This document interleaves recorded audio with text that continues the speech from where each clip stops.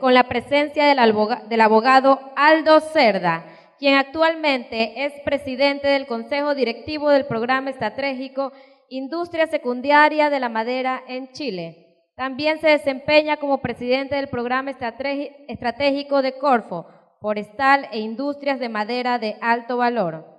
Es vicepresidente de Asuntos Corporativos y Comerciales SCX, Bolsa de Clima de Santiago de Chile. Además, es director ejecutivo ONG del Instituto de Capacidad de Acción. También es director de contenidos de La Nota. Asimismo, ha ejercido otros cargos muy importantes. Hoy nos presentará el tema Experiencia de mercado maderero en Chile, alternativas para la PYMES.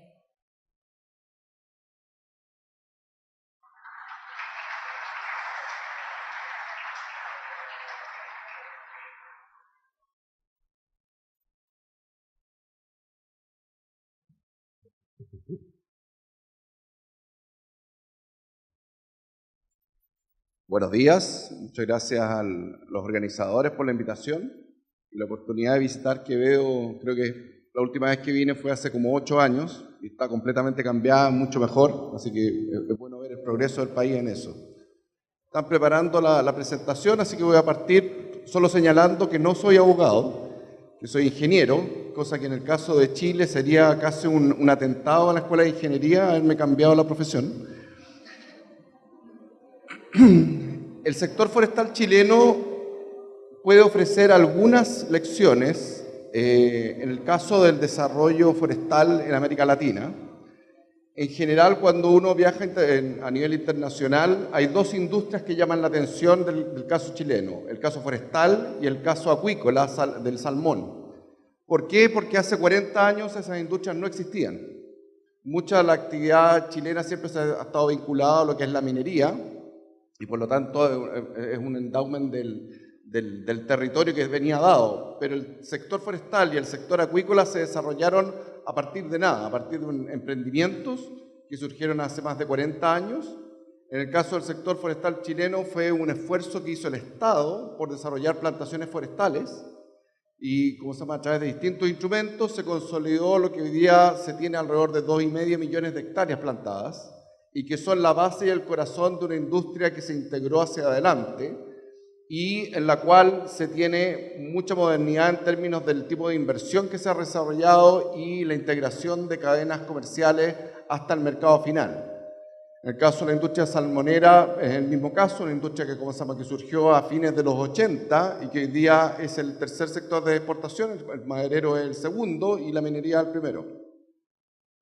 Por lo tanto, la experiencia es de un sector relativamente nuevo, o sea, un sector de una generación y media, y donde muchos de los éxitos están matizados también con los errores propios de un crecimiento acelerado. Y la invitación que se me hizo tenía que ver con qué elementos de este desarrollo maderero pudo haber tenido algún tipo de consideración respecto a influencia en el mercado, poder antimonopólico y otros, y por lo tanto lo que tenemos es una mezcla de cosas donde he tratado de conjugar tanto parte de la historia como elementos más modernos de el mercado mucho más destinado a consumo final. ¿Se me puede pasar la siguiente? Entonces ahí tenemos la base. ¿Cuáles elementos estratégicos de la competitividad del sector chileno? Aquí hay algunas cosas que mezclé, unas presentaciones en inglés con español, pero básicamente tenemos el hecho de que el sector forestal solo puede florecer cuando hay estabilidad económica. Dado que las inversiones son de muy largo plazo, es central que la economía sea estable en sus reglas de juego. Si no es así, no hay inversiones, y si no hay inversiones, no se desencadena el potencial del sector. Lo segundo tiene que ver con el hecho de que hay una creciente preocupación respecto al uso de los bosques naturales y por lo tanto parte importante del éxito de Chile fue haberse basado su desarrollo forestal en el desarrollo de plantaciones. Estas 2,5 millones de hectáreas que les digo se comparan con alrededor de 14 millones de hectáreas de bosques nativos Y a pesar de que hay mucho más bosque nativo que plantaciones, las plantaciones dan cuenta del 98% del abastecimiento de madera a la industria. Entonces, esa es parte importante de nuestro éxito.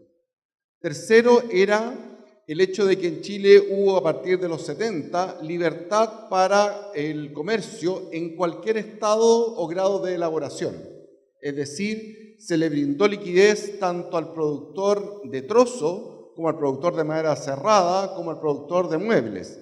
Uno podía exportar sin gravámenes de ningún tipo en cualquier grado de elaboración. Y por lo tanto, había un mercado que era más líquido.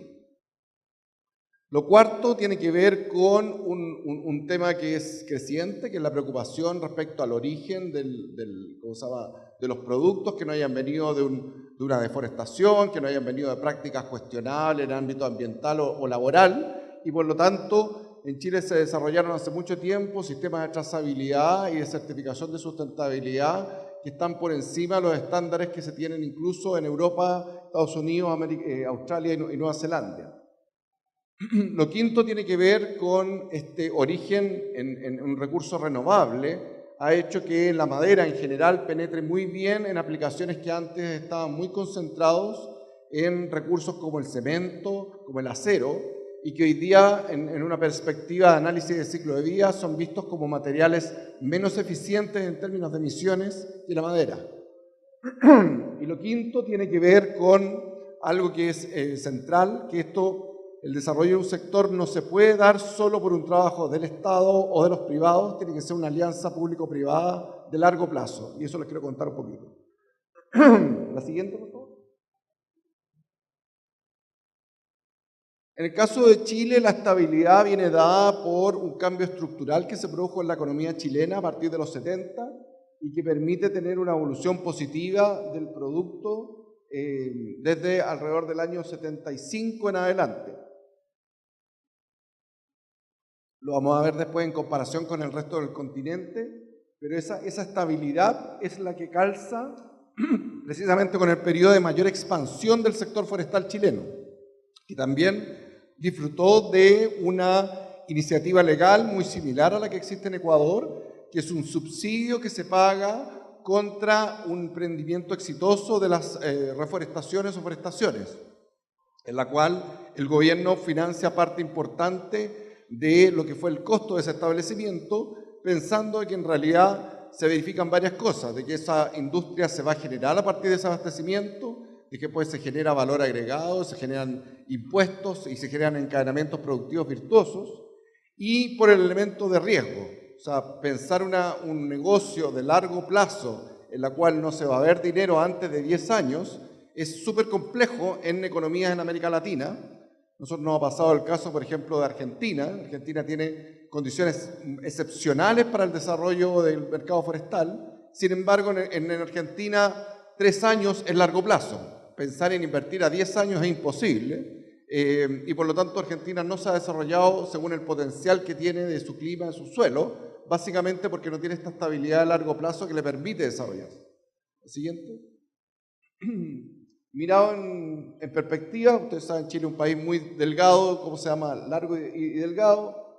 En términos de poblaciones, Chile tiene 18 millones de habitantes, Ecuador tiene 16 y algo millones de habitantes, y en términos del desarrollo no se alcanzan a ver los números, pero en términos de PIB per cápita, Chile está en poder comparativo de compra por alrededor de los $22.000, y en eso Ecuador está alrededor de los $11.000. Es decir, Chile y Ecuador partieron de una situación similar a mediados de los 70 y Chile se ha desarrollado más producto de varios de estos elementos estructurales que ayudaron en los últimos 40 años.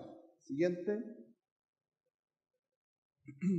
Mirado en perspectiva, no sé si se alcanza a ver la línea, pero Chile y Ecuador parten desde el mismo punto, alrededor de $3.500 per cápita en los 80, y después se produce el destape de Chile. Se nota también como Argentina, que partía mucho más en términos de desarrollo económico, se tiende a estancar, y los otros países que están puestos en la consideración son Brasil y México por su tamaño relativo dentro de la economía.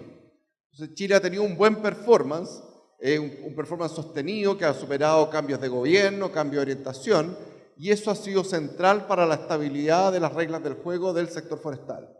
Siguiente. La siguiente, Chile en el fondo basa su desarrollo en esta industria de plantaciones. Esta industria de plantaciones, a diferencia de lo que pasa en otros países y en el resto de América Latina, cuando alguien tiene conocimiento un poco de la industria, probablemente Chile es el país que tiene las peores condiciones para el desarrollo de una base forestal. Cuando uno, vengo aquí en el camino desde Guayaquil para Quevedo y ve uno la profundidad de los suelos, ve el clima, ve la lluvia, o sea, aquí es muy natural pensar en un desarrollo forestal porque hay condiciones edafoclimáticas excepcionales. Bueno, eso mismo pasa en el resto de América Latina. En el caso de Chile, el clima es un clima más templado y por lo tanto no están las condiciones para grandes crecimientos.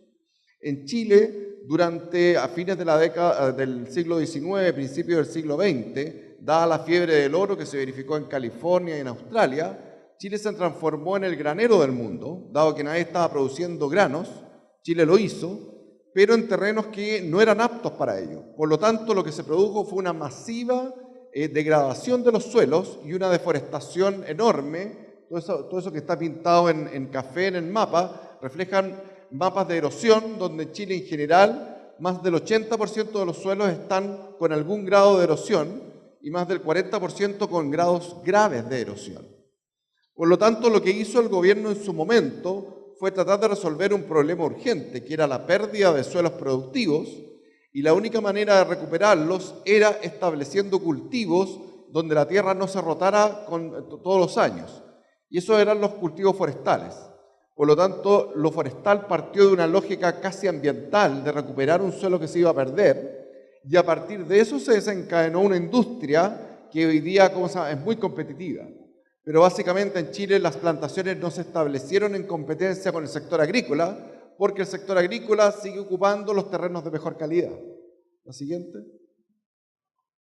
La superficie plantada muestra distintas evoluciones. En Chile el periodo máximo de expansión de la superficie plantada estuvo entre los años 80 y mediados de los 90, en los cuales las tasas de plantación llegaron a superar las 100.000 hectáreas al año. Y a partir de eso se produjo un estancamiento. Este estancamiento tiene distintas explicaciones. Una explicación muy central tiene que ver con el tamaño de la propiedad. En la medida en que ya los grandes predios ya estaban plantados, el crecimiento tenía que ver con predios de pequeño tamaño y por lo tanto es más dificultoso juntar la superficie que uno requiere para tener una cierta escala. Lo segundo es que la legislación que favorecía el subsidio a la forestación cambió y se cambió por un subsidio muy igual al que había antes, pero solo centrado en pequeño propietario. Es decir, las grandes empresas, independientemente que el efecto ambiental y productivo era el mismo, ya no podían ser beneficiarias de este subsidio. Y obviamente las grandes empresas eran las que tenían las mayores capacidades financieras y técnicas para seguir plantando. Y lo tercero tenía que ver con un problema de conflicto social. La zona donde en Chile debió haberse expandido más naturalmente las plantaciones es una zona donde el país tiene un conflicto con las comunidades indígenas que no ha sido resuelto y por lo tanto esa zona, que es donde naturalmente se debió haber desarrollado, dada la existencia de conflicto, no ha sido forestada, lógicamente porque el negocio forestal requiere estabilidad y cuando hay un conflicto, claramente la señal que hay para los inversionistas es de que mientras no se resuelva, no va a haber inversión. La siguiente. No se alcanza a ver en comparación ahí con las otras barras, pero en el mundo hay alrededor de 150 millones de hectáreas de plantaciones, de rápido crecimiento establecidas. Chile con eso es un factor relativamente pequeño dentro del total, no es irrelevante, pero es pequeño en relación a los esfuerzos que se han dado en China y en Estados Unidos, por ejemplo. Sin embargo, en China, cuando uno ve la forma en que se han establecido, son plantaciones muy extensivas, típicamente es un sembradío aéreo, en lo cual se produce calidad de planta de distinto tipo en suelos que no han sido preparados y por lo tanto la productividad es muy baja. Mientras que en Chile y en otros países como Nueva Zelanda o como Australia, la productividad es muy alta por unidad de superficie. La siguiente. Entonces, llevado a plantación productiva, no plantación cualquiera, sino plantación productiva, y en base al tamaño del país, Chile tiene en términos per cápita es el tercer actor a nivel mundial después de Nueva Zelanda y Australia en términos unitarios. Y eso ha hecho que Chile siempre ha sido un referente en términos de por qué creó una base tan importante en un plazo tan pequeño de tiempo. La siguiente. Estas plantaciones se establecieron razonablemente, con una tasa parecida en el tiempo, lo que permite tener estabilidad de abastecimiento de futuro. Es bien importante eso porque no es parte del negocio forestal producir 5 millones de metros cúbicos un año y 1 millón de metros cúbicos el año siguiente. Lo que se necesita es ofrecer al mercado un cierto volumen y una cierta estabilidad. Puede ser creciente, pero no con saltos muy grandes en la oferta. Y ahí se muestra que Chile, para todo lo que viene en los próximos 15 años, tiene una oferta bastante estable en lo que es coníferas, pino radiata, o en, latifoliadas como Eucalyptus globulus y Eucalyptus nitens. Siguiente. La siguiente, eso es lo mismo. En general, una de las cosas que se han destacado dentro de los rankings internacionales de competitividad es la libertad que tienen los productores chilenos para vender en cualquier grado de desarrollo. A nivel mundial, Chile es uno de los países más abiertos en el comercio exterior. Creo que tenemos más de 100 tratados de libre comercio firmados, con distintos países y zonas. Y eso ha hecho que los productores chilenos hayan estado presentes en todas partes del mundo ofreciendo sus productos y se haya creado una industria global. La siguiente.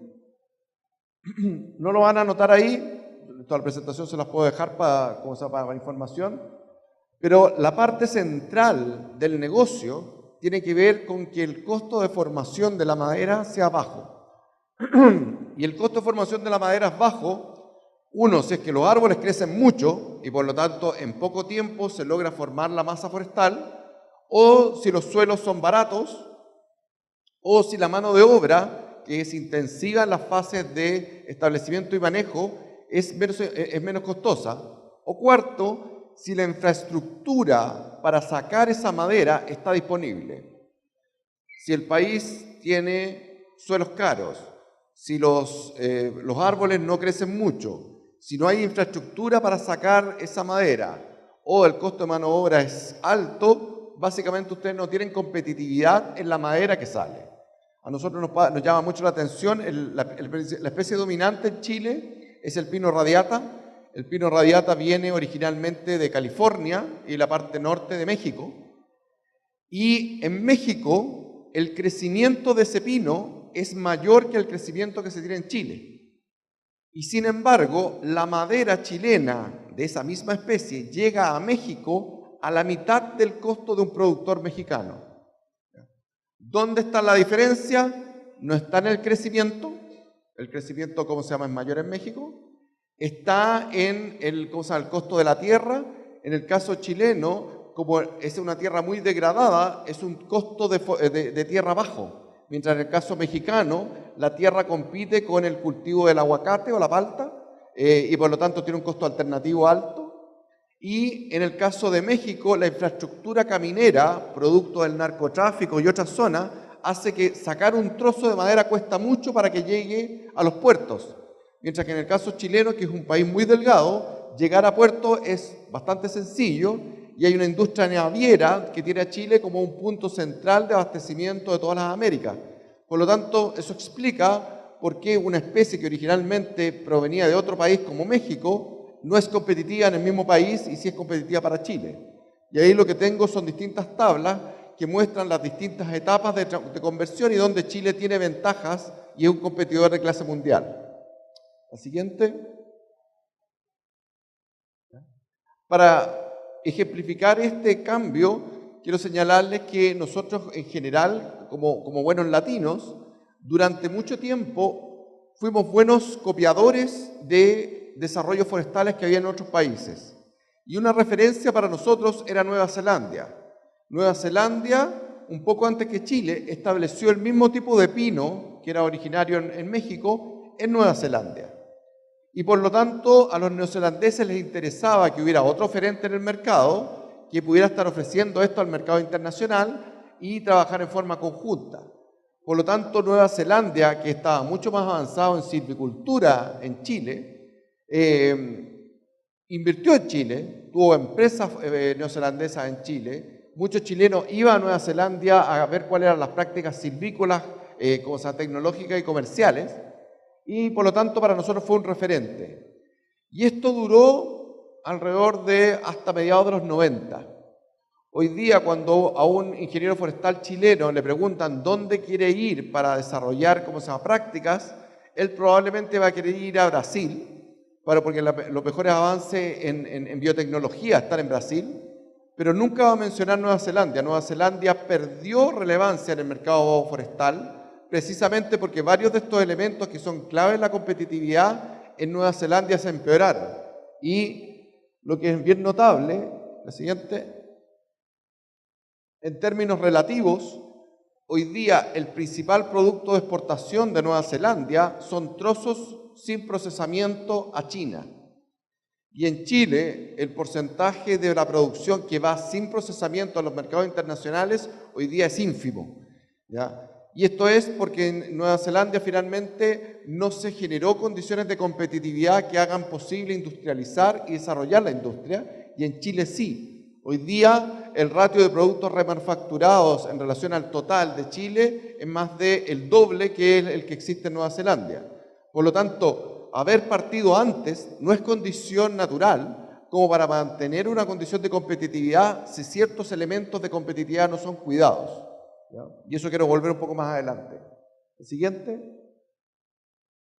Aquí, para quienes quieran saber más información del sector forestal chileno, hay toda una identificación de los flujos de madera, en qué tipo de productos se obtienen. Esta información se actualiza anualmente y donde Chile abarca desde el trozo delgado que va para la industria de biomasa o la industria de celulosa hasta muebles. Ese es todo el rango de productos forestales que existen en Chile.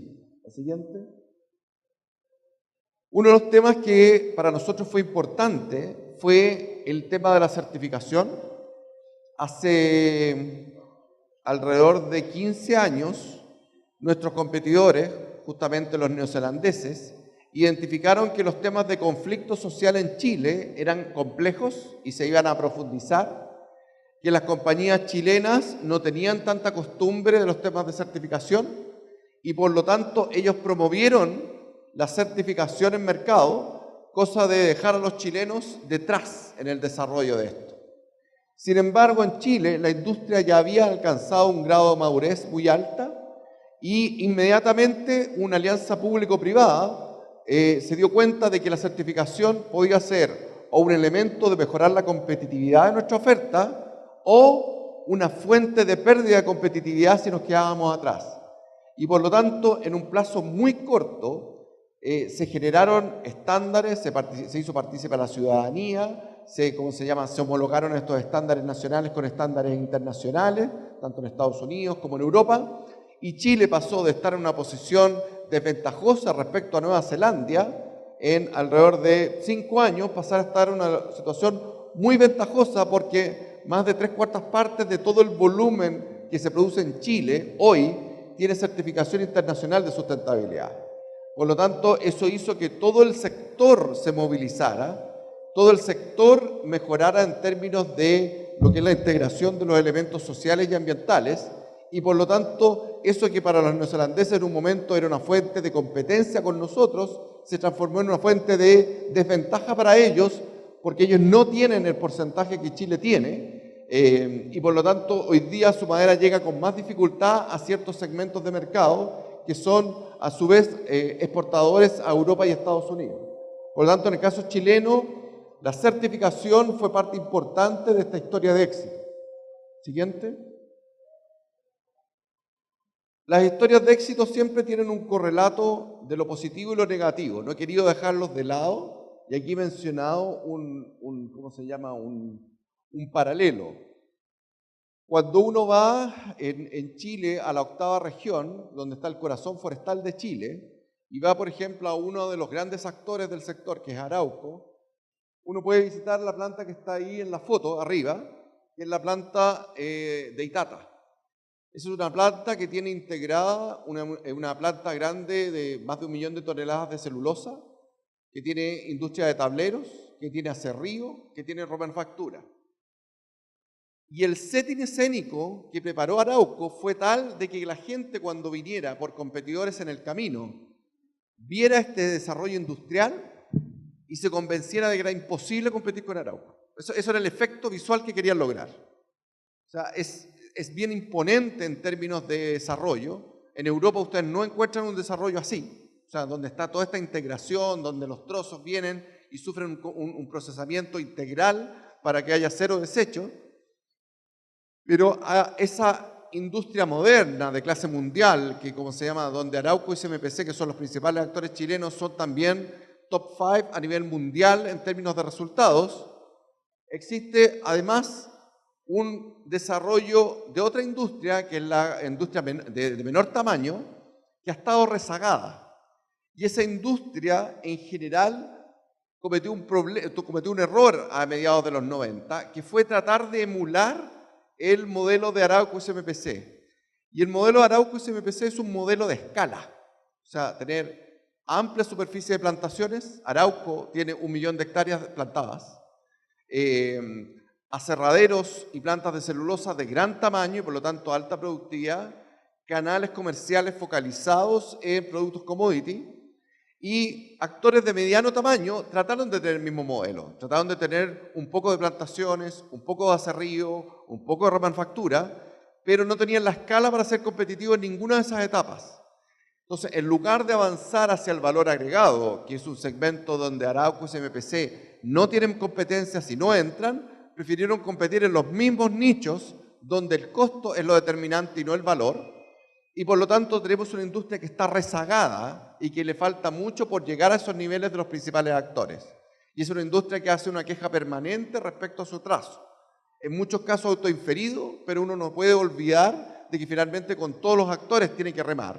Y esa es una parte importante de los temas pendientes que nosotros tenemos. Lo segundo tiene que ver con este desarrollo de las plantaciones. En la parte positiva lo que tenemos es de que este desarrollo de plantaciones permitió tener un recurso estandarizado, homogéneo, de alta calidad, disponible, competitivo.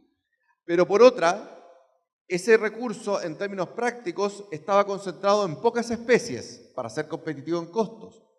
Y lo que vieron todos los otros grupos que estaban vinculados al desarrollo del bosque nativo es que ahora el bosque nativo no podía competir con esta industria de alto volumen.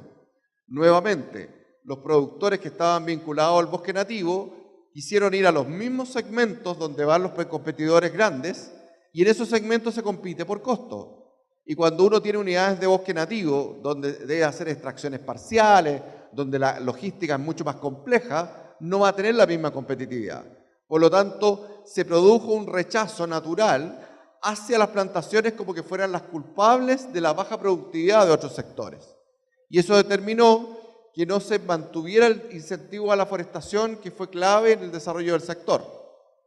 Hoy día son los mismos pequeños forestadores los que piden ese incentivo, pero dada la mala historia que se le cruzó a todas las plantaciones, hoy día esos forestadores no pueden enfrentar un tipo de beneficio del Estado, y eso también es resentido hoy día por los más pequeños. Lo tercero tiene que ver con la productividad de la remanufactura. Cuando uno tiene capital, puede traer la mejor tecnología.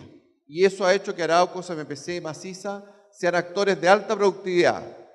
Pero los productores de mediano tamaño, en general, hacen las cosas como en América Latina, más o menos bien.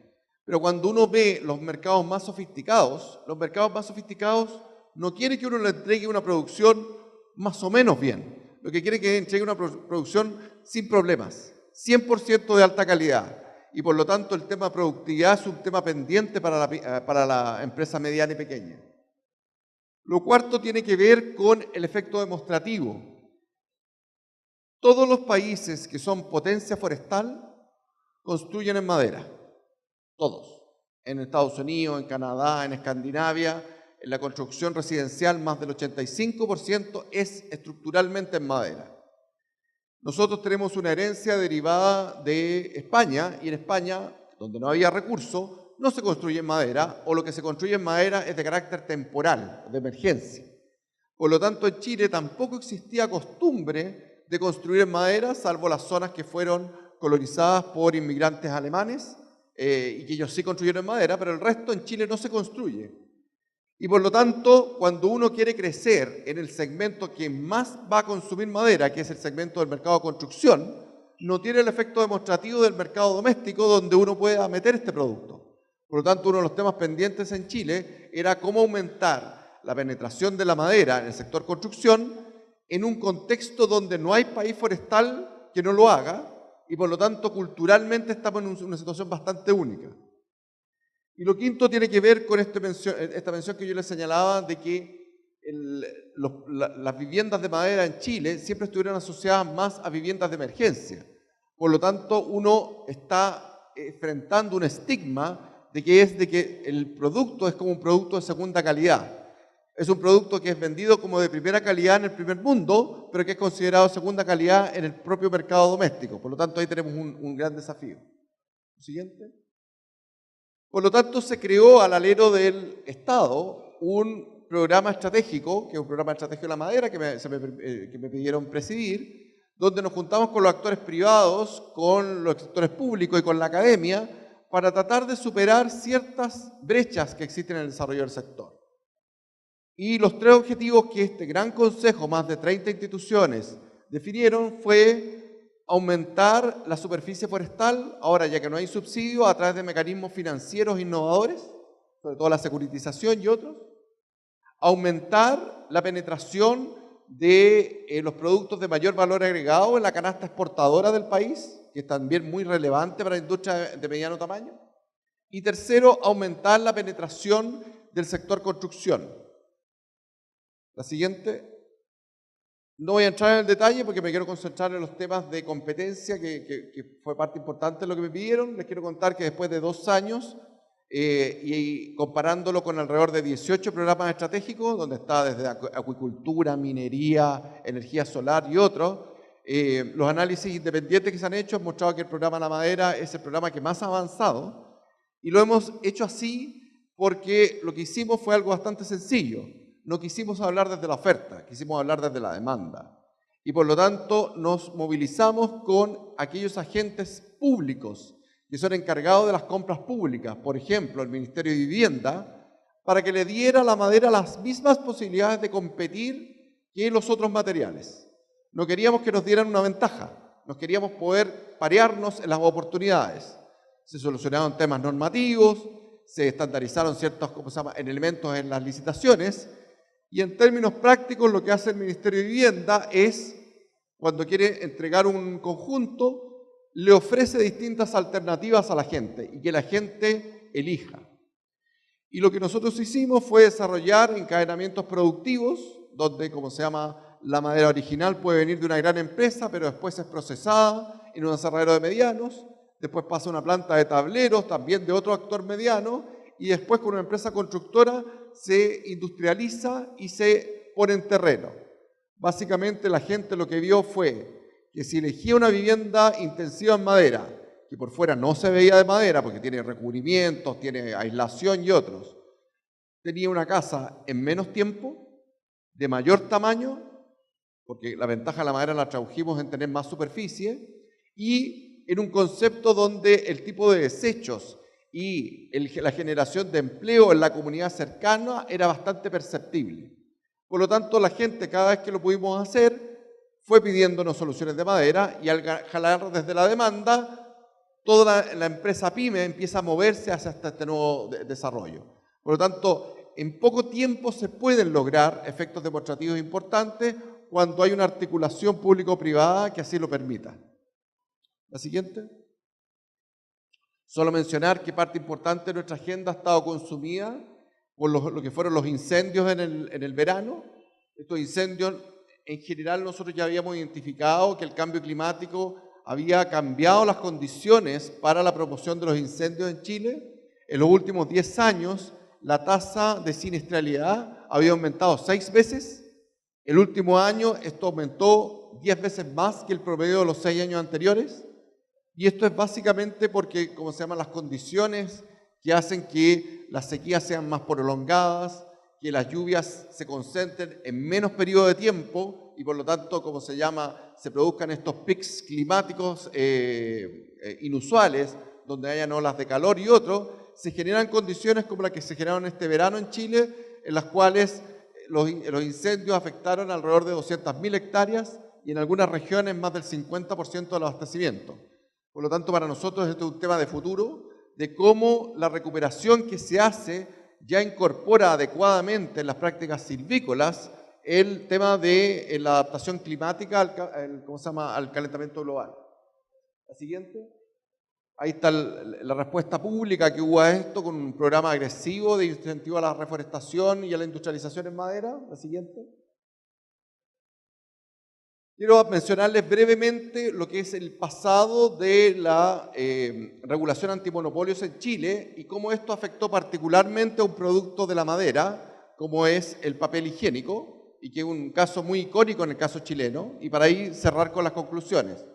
En el caso de la legislación antimonopolios, la siguiente, en Chile el Estado fue muy dirigista hasta los 70, o sea, el Estado tenía un rol central, y no existían mecanismos ni regulación antimonopolio hasta mediados de los 50.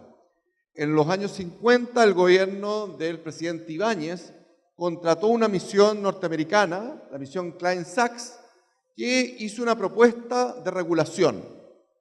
Y uno de los elementos centrales de esa propuesta incluía la generación de una comisión antimonopolio. La siguiente.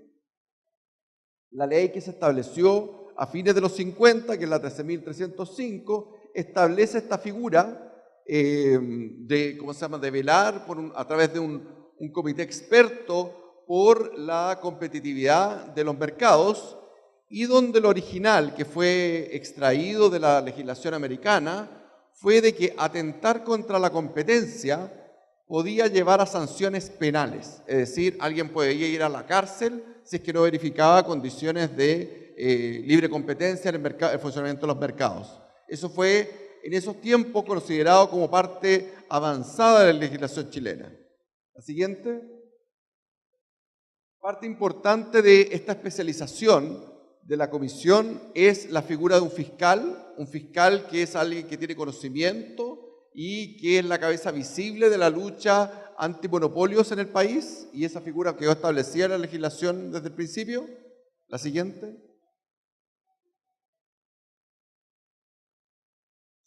Entre fines de los 50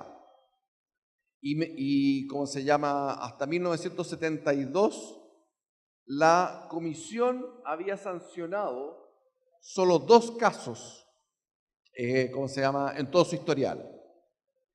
Eso no significa que en Chile no haya habido problemas de competencia. Lo que refleja esto es de que había un cuerpo legal muy exigente, pero en la práctica estaba haciendo letra muerta porque el legislador estaba preocupado de la competencia que podían haber entre panaderías y no entre la gran industria, ¿ya? Por lo tanto, esto cambia en los 70 con el ascenso del gobierno de la Unidad Popular. La siguiente. Donde el gobierno de la Unidad Popular, que era un gobierno de inspiración socialista, lo que más identificó como un sector altamente concentrado y que requería cambio era el sector bancario, y lo que propuso fue la estatización de los bancos, generando un mecanismo de compra de acciones en la cual el Estado se hizo dueño de más del 50% de la propiedad de los bancos en el país. Lo siguiente. Sin embargo, el sector privado reaccionó a esta forma de estatización porque no fue una forma de compra directa, libre en el mercado. También el legislador en ese momento abusó de su posición, generó, coerción sobre los actores, lo amenazó con regulaciones si no les vendía, y por lo tanto el Poder Judicial, que es independiente en el caso de Chile, formuló un juicio en el cual sancionó las compras previas y decretó pena de cárcel para todos los actores que habían estado vinculados a esa compra de cartera por parte del Estado.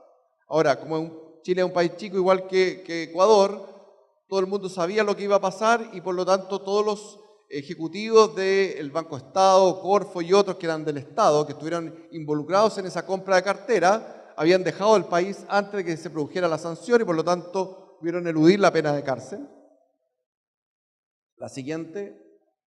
El 11 de septiembre del 73 se produce el golpe militar en Chile, con lo cual también se produce un cambio brutal de las condiciones económicas, se impone una filosofía nueva, que es una filosofía de libre mercado, se eliminan todo lo que es propiedad estatal de los medios de producción, se abren las fronteras para que los productores puedan competir en cualquier grado de elaboración con los productores internacionales y por lo tanto se genera un ámbito de competencia nunca visto dentro del país. El siguiente.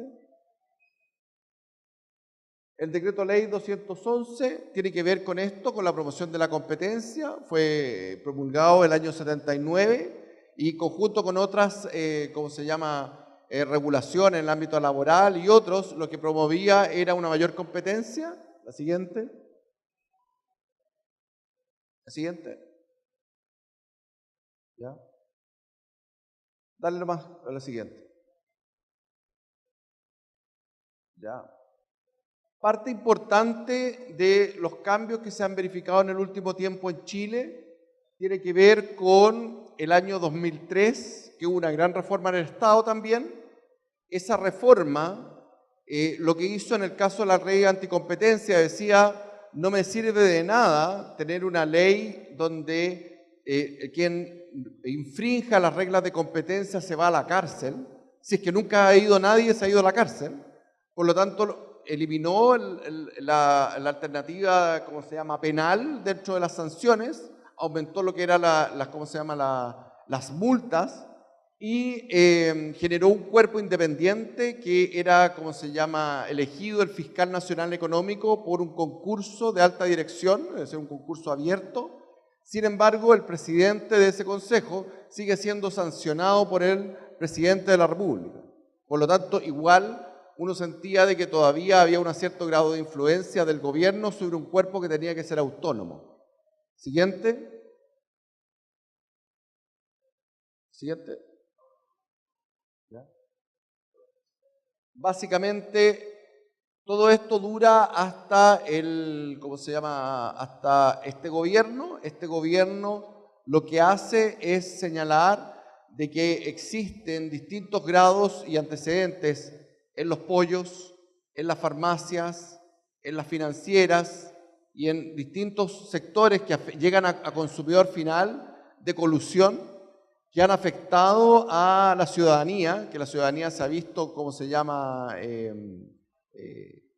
enardecida por esta situación en la cual había una evidente colusión en parte de los actores y por lo tanto se promueve un nuevo cuerpo legal donde no solo se aumentan las penas, sino que además se vuelve a la figura de la responsabilidad penal en caso de falta la competencia, y se crea la figura de la delación compensada, es decir, si alguien es el primero que reconoce que cometió un ilícito en términos de competencia, ese primero está libre de ir a la cárcel. Puede tener que pagar la misma multa que el otro acusado, pero él está liberado de la pena de cárcel y eso sirve de incentivo para que sean las propias empresas que han incurrido en prácticas anticompetitivas las que generan esta competencia para ser el primero en declarar. Y lo vamos a ver en un caso práctico. Esa es la nueva ley que está vigente desde el 2014 y donde esta figura de la delación compensada es clave. Entiendo que mañana van a tener a un abogado que conoce bien el tema de la libre competencia que le pueden hacer la pregunta de detalle. Siguiente. Y quiero concentrarme en esto que es bien sensible para el sector porque la principal empresa afectada era una empresa que es muy tradicional en Chile, que es una de las principales empresas forestales, que es MPC. Ese es el caso Tissue. Los tissues son todos estos productos, para el papel higiénico, para las toallas que son para la cocina, las servilletas y demás, así que es un producto muy de consumo masivo. La siguiente.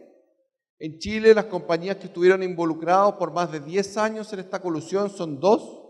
La compañía manufacturera de papeles y cartones, que es una empresa muy tradicional chilena desde los años 20, una empresa que fue símbolo de la lucha contra la Unidad Popular y por lo tanto una empresa bastante icónica. Y la segunda era Papeles Industriales S.A., que era una filial de una empresa sueca, que es CSA, donde básicamente CMPC tenía 3/4 partes del mercado y CSA tenía 1/4 del mercado. Siguiente. Ahí están las participaciones que hubieron de mercado históricas. Se ve la estabilidad de las mismas y el único año donde hay un pequeño cambio es un año donde la planta de CSA se había quemado y por lo tanto ellos tuvieron un quiebre de inventario, pero fue un evento, ¿cómo se llama?, accidental dentro de eso. En general, las participaciones se mantuvieron bastante estables. Siguiente. ¿Ya? Los números así lo muestran. Y esto fue un acuerdo, que lo voy a detallar ahora, básicamente de ambos actores para subir los precios y mantener las cuotas de mercado. Siguiente. ¿Ya? Todo esto, ¿por qué se gatilló? Se gatilló por competencia. En el año 2001, una gran cadena de supermercados que hoy día está vinculado a Walmart, decidió sacar un producto higiénico de marca propia, ¿ya?, que se llamaba A Cuenta. Y dado que los canales de retail en Chile son muy fuertes, él pudo lograr que los productores le entregaran y generaran una marca propia y venderlo con muy poco margen. Ese bajo margen hizo que cambiaran brutalmente los resultados de las otras compañías que participaban, que eran CMPC con todas esas marcas que están ahí y CSA con las otras marcas que ahí estaban. Y por lo tanto, que ambas compañías decidieran que en lugar de seguir peleando por participación de mercado, lograron un acuerdo previo entre ambas para repartirse el mercado. La siguiente. ¿Ya? Por lo tanto, los antecedentes que hoy día ya conocemos, que son públicos a partir de los juicios que se hicieron, muestran que el dueño de, ¿cómo se llama?, la empresa de menor tamaño, invitó al gerente de la filial destinada a productos tissue a una reunión en la cual le mostraba la situación de mercado y lo invitaba a generar un acuerdo colusivo entre las dos partes que respetara las participaciones que tenían previo a la entrada de este producto de marca propia por parte de este supermercado. Y donde, aparte de estar de acuerdo con los volúmenes de producción, que en Chile son monitoreados en todos los canales de retail por empresas independientes, además estuvieran fijas cuáles eran las líneas de precio que tenían que tener cada una, cuáles eran las promociones que cada uno iba a hacer en distintos instantes del tiempo, cosa que al final de cada año, en la conciliación final, se respetara tanto el porcentaje como los márgenes que tenían que tener cada uno. La siguiente. Esto después se bajó, después de un par de reuniones, se bajó al nivel de los principales ejecutivos. Los principales ejecutivos emprendieron una serie de acciones para tratar de esconder esta evidencia. Nunca se realizaron reuniones en las empresas mismas. Estas reuniones se realizaban en un, ¿cómo se llama?, en un cuartel de bomberos. Ese cuartel de bomberos tenía un restaurante, ahí se juntaban. Las planillas provenían de archivos que eran cuentas personales. Los teléfonos que utilizaban eran nunca los teléfonos personales o de las empresas, eran teléfonos de prepago y por lo tanto no eran trazables con respecto al origen. Y después de alrededor de, ¿cómo se llama?, de 5 años, dado los buenos resultados que se estaba obteniendo en la segunda empresa, que fue la proponente de esto, que ganaba plata, CSA, que es esta empresa sueca, líder en el mundo en productos tissue, decidió comprar participación y finalmente comprar entera esta empresa, y las prácticas siguieron, porque el management siguió también. Y en términos prácticos, esto duró hasta alrededor del año 2010-2011, cuando CMPC, que es la empresa que tenía la mayor participación de mercado, enfrentó un juicio de comportamiento poco competitivo en Colombia. Dado ese antecedente, que llegaron al, ¿cómo se llama?, al directorio de las empresas, a los directores les pareció que las explicaciones que se daban por parte del management no eran tan convincentes respecto a que se estaban evitando posibles hechos reñidos con la ley en todos los otros países donde la empresa opera. Y dado eso, lo que hizo fue el directorio contrató de manera independiente a una firma inglesa especializada en la trazabilidad de estos eventos y que estuvo investigando durante un par de años cómo eran los modus operandi en los distintos países.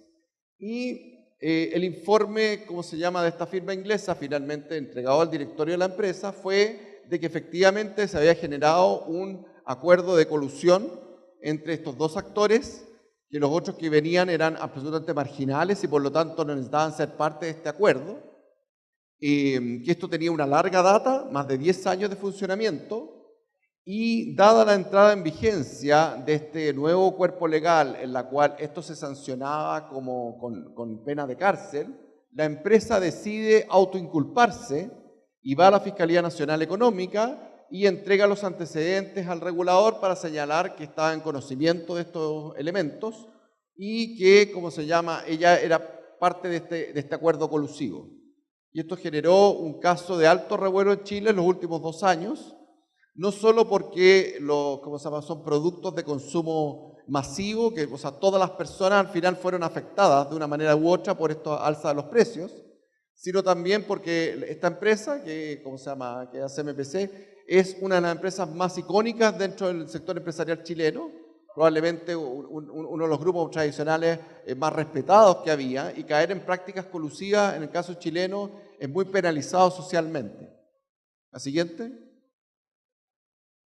Ahí está un ejemplo del tipo de planillas Excel que se pasaban los distintos tipos de actores para llegar a los acuerdos en los cuales se mostraba que, por ejemplo, un productor en algún tipo de promoción estaba desviado del total y por lo tanto tenía que ser regulado en el trimestre siguiente. La siguiente. ¿Ya?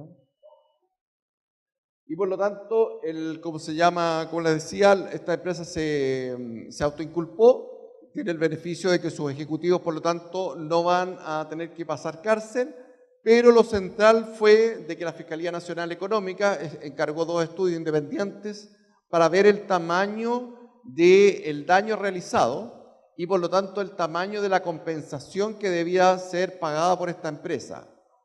Después de que se conocieron estos estudios, se centró en un panel donde la Fiscalía Nacional Económica invitó a esta compañía, a CMPC, a conversar con la gente del Servicio Nacional de Protección del Consumidor y a organizaciones civiles, ONGs, que son encargadas de la defensa del consumidor.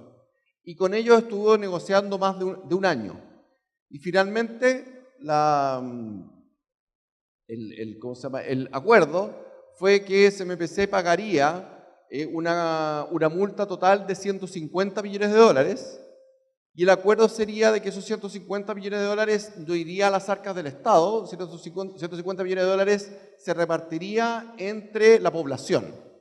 Por lo tanto, hace 2 meses atrás, esta empresa entregó y depositó con un vale vista en Banco Estado, que es un banco público en Chile, pero también un banco que llega a todas las personas, depositó estos 150 millones de dólares y la regla que se había fijado en acuerdo con la autoridad y con las organizaciones de defensa de los consumidores fue de que esto se iba a repartir entre todos los mayores de 18 años del país, primero para aquellos que tuvieran cuenta en el Banco Estado, después para quienes, tengan cuenta en otros bancos, y en tercer lugar, en un sistema similar al que tiene impuestos internos para devolver impuestos en Chile, para llegar al resto de la población que no tiene cuenta corriente en el sector bancario. Esto implica que cada chileno mayor de 18 años va a recibir alrededor de $11 de compensación cuando se produzca el reparto efectivo, a pesar de que el dinero ya está enterado en las cajas de Banco Estado. Siguiente. Otros casos importantes de la legislación antimonopolio en Chile fueron estudios que pidió la Fiscalía Nacional Económica al mercado de los trozos de madera. Es ¿cómo se llama? Una solicitud que le hicieron las pequeñas y medianas empresas madereras para que investigara el poder colusivo que podían tener los grandes actores forestales. En general, las conclusiones de los estudios han sido de que ¿cómo se llama? Hay actores dominantes, pero que no ejercen influencia indebida en el mercado, básicamente porque en el mercado de los commodities, los precios de transacción están dados por los precios internacionales. Y por lo tanto, los problemas de tamaño son problemas estructurales de competitividad y no problemas de abuso de posición dominante, ¿ya? Otro caso que es importante también de tener en cuenta, no pasa en Chile, probablemente ustedes lo van a ver mañana, es el caso que existe entre Estados Unidos y Canadá, lo que se denomina la guerra del softwood. Básicamente se origina por una protesta que hacen los productores madereros norteamericanos a la madera que viene desde Canadá, básicamente porque la madera que viene de Canadá tiene un origen en licitaciones que hace el Estado canadiense y donde empresas madereras adquieren esos derechos de explotación de los bosques y entregan esa madera principalmente en el mercado americano. Y la crítica que hacen los americanos a esto es de que esas licitaciones no son licitaciones competitivas. Siempre en la licitación participa solo un actor y por lo tanto que es muy probable que los actores llegaran a un acuerdo para cada uno de ellos presentarse a licitaciones separadas, haber un solo postulante oferente y por lo tanto tener un acuerdo colusivo. Este hecho ya es una discusión de larga data entre Estados Unidos y Canadá. Hace 10 años se llegó a un acuerdo, se fijaron ciertos aranceles que debía pagar la madera canadiense de compensación y ese acuerdo duraba por 10 años. Los 10 años se cumplieron en octubre del año pasado y ahora los productores americanos han llenado una nueva petición y va a haber un nuevo caso contra los productores canadienses y se estima de que hay pocas posibilidades de un nuevo acuerdo y que probablemente la madera canadiense va a entrar con un duty, con un impuesto específico de alrededor del 30% al valor, para regular el caso de la competencia desleal en el mercado americano, que es el principal mercado de construcción hoy día en el mundo occidental. La siguiente. La siguiente. Brevemente, 3 conclusiones que quisiera dejarles como repositorio de estos casos, de lo que ha sido el caso chileno y lo que ha sido el caso americano y otros. Uno, que el funcionamiento del mercado es clave para los agentes económicos, pero el funcionamiento del mercado y la estabilidad de las reglas del juego es particularmente crítico para el sector forestal. Cuando uno invierte para ver sus primeros beneficios en 10 años plazo, uno tiene que estar súper seguro de que efectivamente va a estar ahí las condiciones para poder materializar lo que fue esa apuesta realizada 10 años antes. Por lo tanto, todo lo que sea regulación que estabilice el funcionamiento de los mercados es bienvenida en el sector forestal. Lo que no le gusta al sector en general son cambios frecuentes de la legislación o una interpretación discrecional de lo que son las leyes. En el segundo caso de interés, que tiene que ver con lo que fue las prácticas colusivas en el caso de Chile, claramente el legislador tiene una sensibilidad muy distinta cuando los productos son de consumo final que cuando los productos son de consumo intermedio industrial. Claramente porque la gente tiene una mayor sensibilidad al sentirse directamente afectada y no sucede lo mismo cuando son bienes intermedios. Lo tercero tiene que ver con el tamaño. Ser un actor de gran tamaño no implica necesariamente que uno tiene una posición ¿cómo se llama?, ganada por una práctica colusiva o una práctica anticompetitiva en el mercado. Es muy interesante ver esa experiencia de lo que se estudió en Chile, donde tenemos 2 actores que son de enorme tamaño y que sin embargo tienen reglas súper claras de precios de traspasos de producto por el mercado internacional. Entonces, siguiendo ese tipo de prácticas, es razonablemente sencillo para el regulador ver si hay comportamiento indeseable o no. Y como cuarto, tiene que ver una reflexión respecto a que también se ha ocupado como argumento en algunos sectores que las certificaciones podrían dar origen a barreras de entrada a la competencia. Lo puedo decir desde el lado de Chile, que fue la percepción de los productores de que las certificaciones eran una forma de competir de los productores menos competitivos para con nosotros. Y sin embargo, lo que aprendimos después del trabajo con los organismos certificadores es de que en realidad, en general, los actores de menor tamaño les resulta más fácil certificarse, porque la vara de medida es mucho más exigente con los grandes que con los pequeños. Certificaciones como PFC, como FSC, en el caso forestal, tienen innumerables ejemplos de pequeños productores que llegan con sus productos a mercado final porque el costo de la certificación es bastante bajo. Y por el contrario, en general, los casos de certificación lo que ayudan es a estandarizar y mejorar los procedimientos y la forma de relación con las comunidades. Y eso en general mejora el performance y el desempeño de los actores. Así que en general nuestra lectura es de que todo lo que sea certificación, que en algún momento, claro, afecta al mercado, al final logra que el mercado como un todo mejore y no necesariamente que el mercado descreme a ¿cómo se llaman?, los actores menos hábiles para participar dentro de él. Todo esto es gradual, las certificaciones nunca se piden de un día para otro, uno puede tener fases de alimentación y ¿cómo se llama?, de implementación que pueden durar años, y si uno las cumple, las principales cadenas de comercialización afuera son bastante respetuosas de esos procesos y por lo tanto te acompañan en ese camino. Eso sería, muchas gracias y nuevamente gracias por la oportunidad de compartir con ustedes.